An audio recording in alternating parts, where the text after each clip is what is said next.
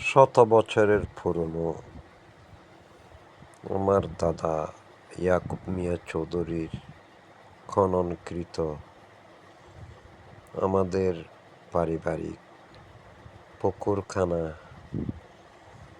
অযত্নে, অবহেলায়, সংস্কারের অভাবে প্রায় শুকিয়ে যাওয়ার পথে।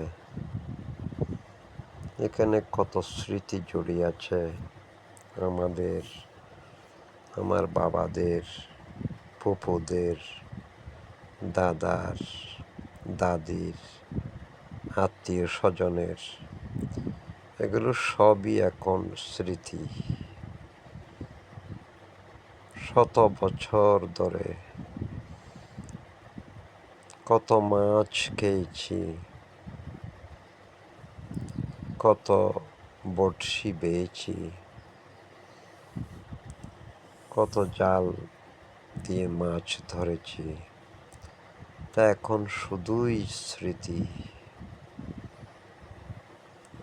বিলীন হয়ে যাওয়ার আগে ভিডিওতে দৃশ্য ধারণ করলাম, এই আর কি। মনে কষ্ট জাগে। খনন করা হয়নি শত বছরের পুরনো স্মৃতি পুকুরখানা।